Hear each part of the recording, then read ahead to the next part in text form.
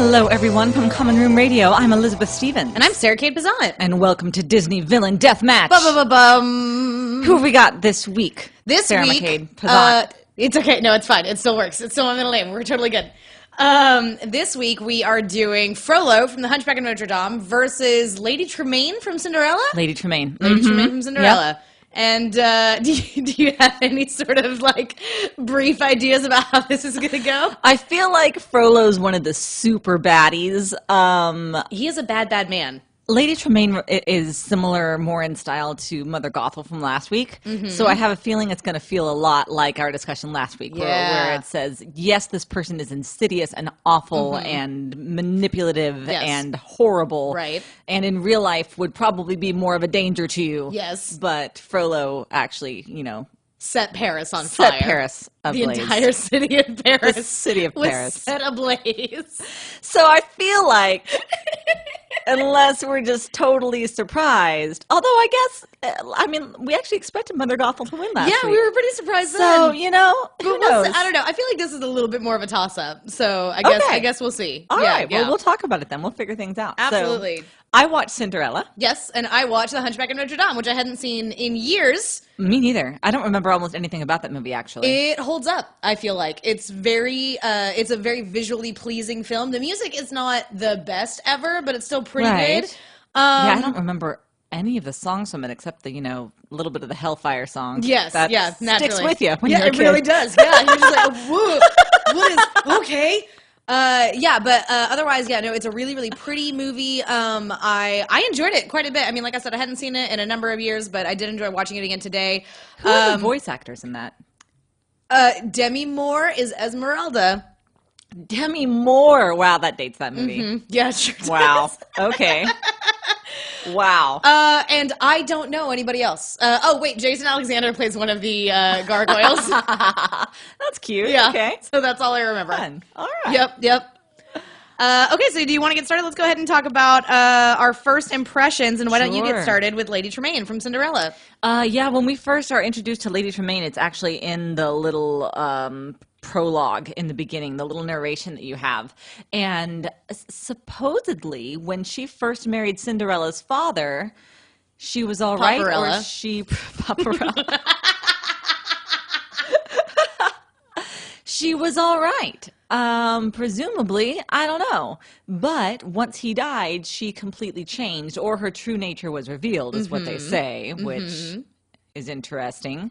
So her true nature was revealed, and she was only interested in forwarding the interests of her own two awful daughters.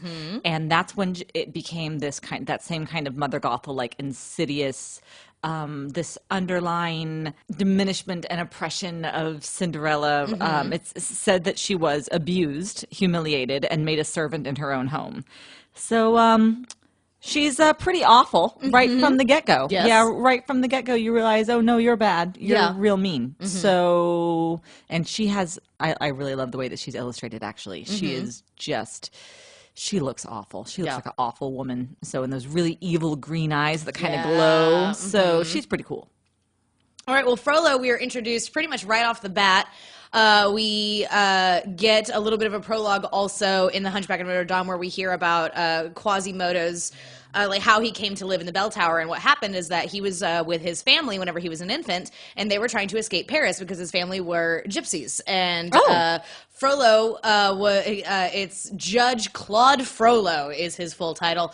And he was basically trying to run around and get rid of all of the gypsies in Paris. And by get rid of, I mean like just murder mercilessly, just like killing people left and right because they weren't white people, basically. Wow. And so the first time that we see him, he is in like his billowing cloak and wearing his hat, and he's got a very sharp, angular, pointed, like wicked-looking face and visage, and he chases down Quasimodo's mother, who's running away from him, chases her down on a horse, catches her on the steps of the church, knocks her down, and breaks her neck or bashes open the back of her skull, like kills her, throws her to the steps, and murders her, like just straight up murders her. And then he has... That's how it opens? That's how it opens, yeah. Okay. Lady Yep. Tremaine might be going down. I think so, yeah. Well, and that's not Whoa. even, I mean, that's a pretty bad thing, but then because he thinks that she has stolen goods wrapped up in this bundle in her arms, and it turns out that's her child. So he looks at the child and says, oh, it's a demon from hell because Quasimodo is deformed, and he almost drops the baby into a well to drown. And then the priest of Notre Dame comes out and says, you have spilled innocent blood, and the eyes of Notre Dame have seen what you have done, because Frollo considers himself to be a righteous person and uses this very much to his own advantage and twists the narrative around so that everything works out in his favor, and is kind of the worst. Sounds real bad. Just a really bad man trying to basically twist God's narrative to work to his own ends and just slaughter folks all over the place, including an infant child who did nothing wrong. He was going to drown in a well. But the priest tells him that he can't do that, claims sanctuary for the baby, and then Quasimodo grows up in the bell tower. And so those are our first impressions of Frollo. Golly Moses. Yeah. Cinderella also in a shower. Mm-hmm. Other than that, though, her life's looking pretty cushy right now. Well, I mean, she had like a whole house at least. She did. Yes. Yeah. Yes. Mm-hmm. Oh, dear. Oh, boy. So let's talk about our villain's motivations. So Frollo's entire motivation is that, like I said, he considers himself to be the most righteous man in all of Paris. He thinks that everybody else, like, he hates all of the peasantry of Paris. He hates the gypsies. He thinks that they're wicked and demonic and that they are running around and causing everybody else to sin, when these people are just like dancing and playing tambourines and like doing fortune telling and stuff like that, and like they're certainly not throwing babies down wells. But yeah, Frollo's entire motivation is his own righteousness. I think he really does believe that he is in the right, and I guess believes that he's doing the right thing by trying to kill all these people and run them out of Paris. And yeah, so bad theology is his motivation. Wow. Yeah. Gosh, that's horrifying. Mm-hmm. Yeah, Lady Tremaine wants to forward the interests of her own two daughters. She is just all about climbing. Well, I wouldn't even say climbing, just maintaining the social status. Mm-hmm. And then, of course, once she hears about the ball, she does want one of the daughters to marry a prince. But I mean, who wouldn't want that? That's not very villainous. I'd want my daughter to marry a prince if the opportunity arose, right? So yeah, her main motivation, I mean, she does want to, she's jealous of Cinderella, of her looks and her beauty in comparison to her own daughters in specific. It doesn't say so, but it seems likely that Cinderella, I mean, should have inherited otherwise, but with the marriage, I don't know. So I don't even think that that's it. I think she's just kind of petty and jealous and wants her daughters to be, I don't know. What does she want her daughters to be? I'm not even sure. I don't know. It seems that she just wants to like maintain this life that she's grown accustomed to. Basically. Mm-hmm. Yeah, I think she just wants to be queen of her own little inside this house empire. Yeah. Which she definitely is. Mm-hmm. Yeah. What a jerk. Basically.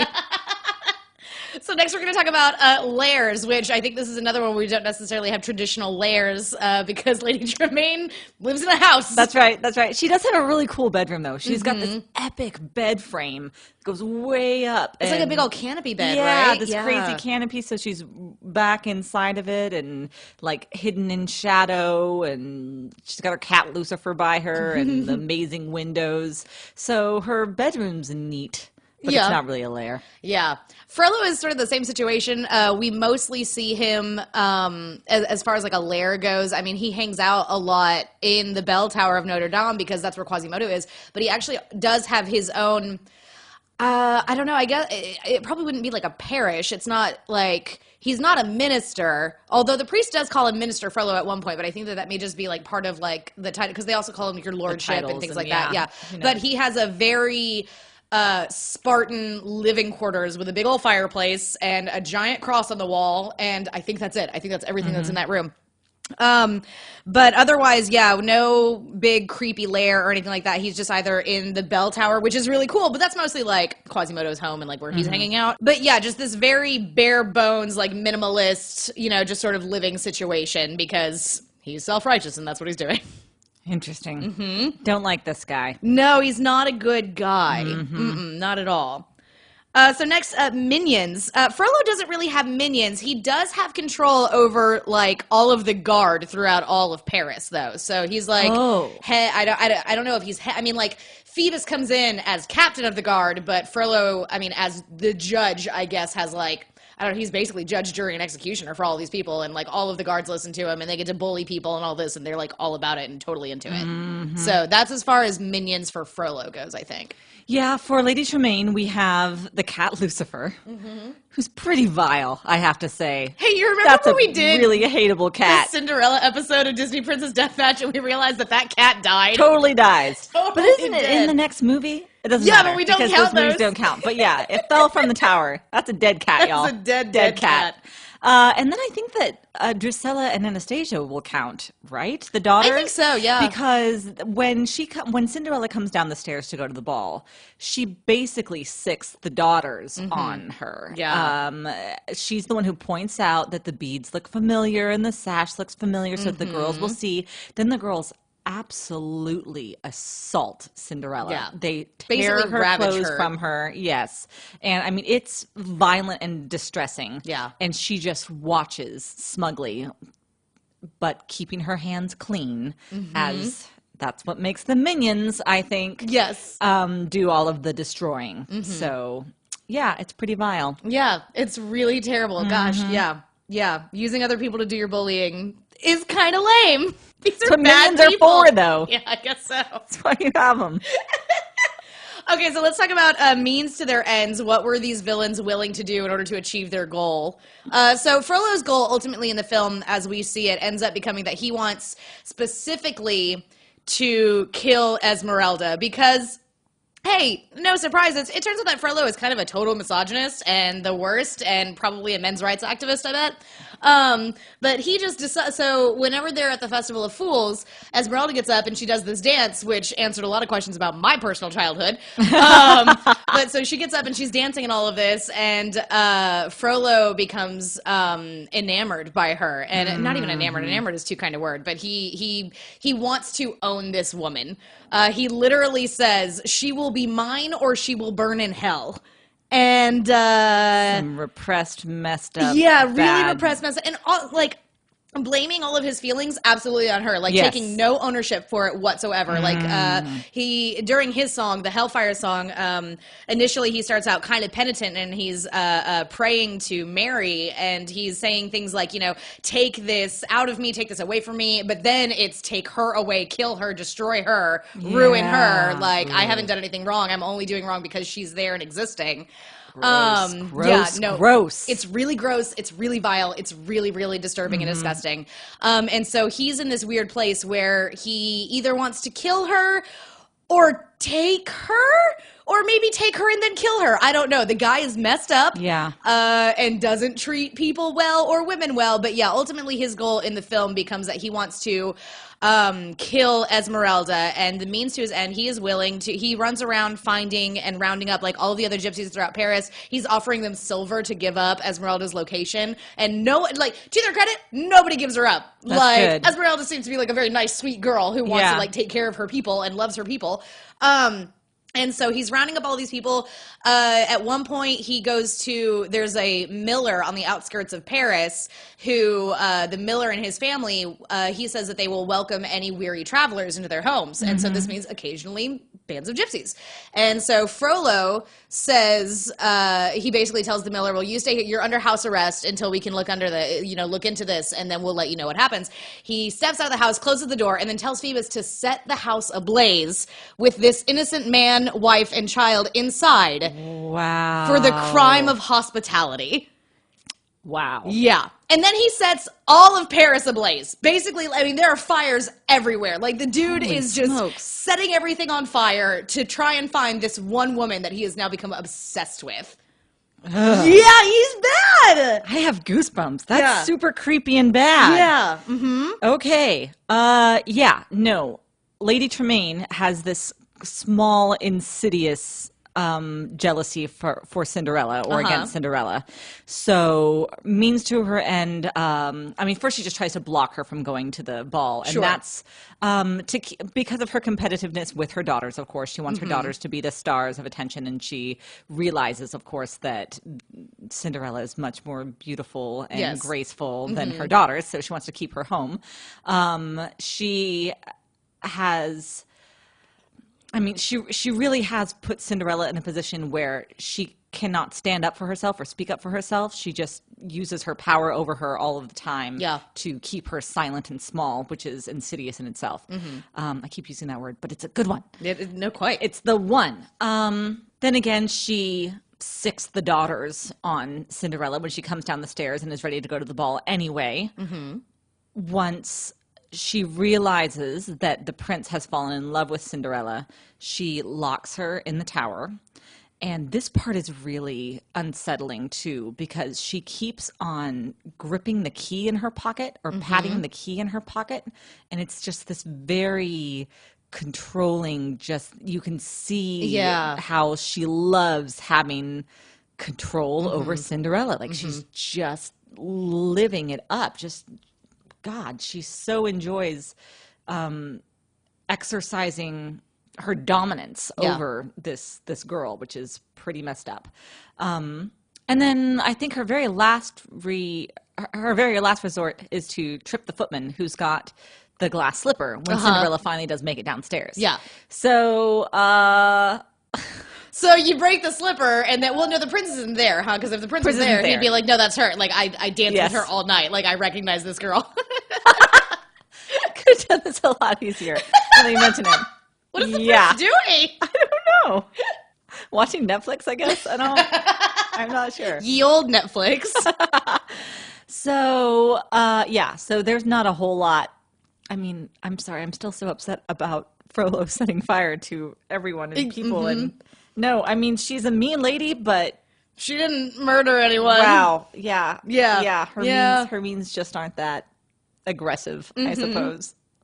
Well, let's go ahead and move on. And next is how they bid it. Does Lady Tremaine die? No. Oh, okay. Nope. She just have to bow to Cinderella every time she walks through the streets. That's true. Yeah, that's also a very good punishment. That's pretty good. So Frollo is another falling to his death. Oh, I wondered. But he doesn't just fall to his death. So he has set fire to all of Paris, right? And he is... near the end of the film, he ties Esmeralda to a stake and puts all this kindling around her and sets it on fire. He has chained up Quasimodo in the top of Notre Dame. And Quasimodo breaks free, goes down, rescues Esmeralda, takes her back up to the tower and puts her in a safe place. And then like this huge battle breaks out. All of the guards are fighting all of the peasants. Basically, Phoebus jumps up and he's like, hey, you know who the real bad guy is here? It's Frollo. Do you want him to, he literally set your town ablaze. Do you want to keep this guy in charge? And the peasantry's like, you know what? No. So then there's all this fighting going on. And Quasimodo apparently has a giant cauldron of lava? Burning metal? This is never really properly explained. It's Chekhov's molten metal. That just shows up there. So he dumps that out, and then we get a distant shot. We see Notre Dame, and we see like literal like lava pouring out of all of like the doorways and things at the top of Notre Dame. So then Frollo manages to get inside of the bell tower, and he's running up there to go and get Quasimodo. He almost stabs Quasimodo to death.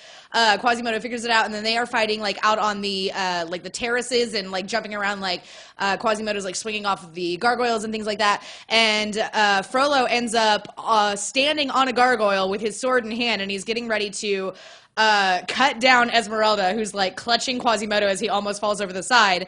And then he tries to quote some scripture about how the wicked will not thrive and they will perish in a lake of fire. And then the gargoyle he's standing on breaks, comes to life briefly with this scary demonic face. So Frollo grabs onto that and then falls into the giant pit of fire and lava now in the streets of Paris. Interesting. Yes, and like it's a pretty big explosion too. I mean, like so he totally falls to his death into the lake of fire, basically. Wow. So That's good. yeah, God, which he deserved. Yes, Man. yeah, he's a bad man, and his Yeah. theology is bad, and his behavior was terrible, and he was reprehensible. And I'm glad that dude died. Wow. Yeah. Wow. Mm-hmm. Okay. What's next? I just want to give him the crown and move on, but I know there's more work to do. Our next thing is where we've got Lady Tremaine and Frollo trying to achieve the same goal, but I feel like Frollo would just kill her, or, I mean, you know, so let's say we've got someone up in a tower. Well, no, okay, so like, This is what we'll do. We'll just do the exact same plot line, only instead of seeing Esmeralda dance, he has seen Cinderella. Okay, so he wants to kill Cinderella. I feel like Lady Tremaine is fine with that. Right. What does she want? She'll be out of house girl is the thing. She won't have. That's not very much motivation, though. Well, no. Well, she apparently doesn't have a lot of motivation. Okay, maybe he wants. I don't know why he would, but maybe he wants Anastasia or Drusilla. Sure, why not? So she has to protect her daughters. Okay, there we go. All right, because that's what her main interest is. Okay, so he sees, or he wants to kill them, or it doesn't matter. Whatever, it doesn't matter. They're threatened. He probably somehow. also hates like waltzing too. It's probably all very bad. Esmeralda was not waltzing, but that's all right. So okay. I mean, what could Lady Tremaine possibly do to stop this man from setting fire to their home? I mean, we've got nothing here. Yeah. There's nothing. Literally nothing. There's nothing here. To be fair, she's not a very fleshed out character. This is like, Cinderella's a very early Disney film, and we're basically just rehashing a fairy tale without adding a whole lot of other stuff. It's a small fairy tale. It's a small story. I mean, a beautiful story. Yeah, no, absolutely. Yeah, and Hunchback of Notre Dame is epic. Yes. So Frollo sets fire to Lady Tremaine's house. to the chateau. And burns everyone alive inside and walks away. Sheesh. And gets away with That's it. what happens, though. Yeah. Oof. I really hate this guy. Yeah, no, he's really, really bad. Okay. Okay, well, Frollo, not surprising me. I was not surprised at all. I just feel creeped out now. Yeah, no, it's really not great. Okay, so Frollo is this week's winner, and I don't feel good about it. Like, it wasn't a fun victory. I don't feel good about this. Yeah. Yeah, like I feel like I need to take a shower or something, or I don't know what. It's really terrible. It's a kid's movie. It is a kid's movie. Why? Yeah. It was very, very confusing to be watching the scene where he's singing about his lust for this woman he's lusting after her and also wants to murder her. When you're like 9 or 10, you don't understand those concepts. And gosh, even now I'm almost 30 and I'm watching it and I'm like, okay, there's just so much more wrong with this than I even understood as a child. And just, you want to talk insidious. Frollo is absolutely insidious and sinister, and I hope that we only have to see him for one more round and then never again. I don't want him to win because I want this to be a fun, amusing show. Right? And not one where we're like, oh God, but evil wins out in the end. Yes. Oh no. Oh, the humanity. Yes, indeed. Yeah, wow. I don't know. Okay. Yeah. Ooh, yeah. Not great. Less than great. Well, this has been deeply uncomfortable. Yeah. Thank you all for listening. I feel very unsettled, and I'm unhappy. Who do we have next week? In 2 weeks, we will be coming back, and I think that we're going to have way more fun in 2 weeks. In 2 weeks, we're doing Sleeping Beauty versus Frozen. Oh, so Maleficent and Hans. Oh, Hans, you're going down, baby. You sweet soft little boy. freckled boy. Yes, yeah. So that's gonna be, which means, okay, I'm calling this now. I think it means that we're gonna have Maleficent v. Frollo, and Maleficent, literal witch. Like, literal, actual, has magic powers, and will squash that man like a bug. I hope so. I hope so, too. There's no way. Ooh. We'll see. I don't remember her being super competent. Well, no, her minions were really incompetent, but she's all right. I mean, we're gonna find out. We're gonna find out. See. She did at least, I mean, she wanted to put Sleeping Beauty to sleep, and she did do that. Okay. Well, no, I guess you wanted to kill her, huh? Yep. Whoops. Yeah. We'll see. Figure it out, I guess. Oh no, we're gonna have to make an executive decision at some point. Frollo cannot win this. We can't. I'm not letting him go forward. Just say no. Just say no. Yeah, no. He got kicked out of the Battle Dome for just being the worst. Mm-hmm. He was gonna throw a baby down a well, and we were like, dude, way to ruin the party. There's a reason he's never in like Mickey's House of Villains or anything like that, because he's not a fun guy. Oh, this is terrible. It's not ideal, but it's okay.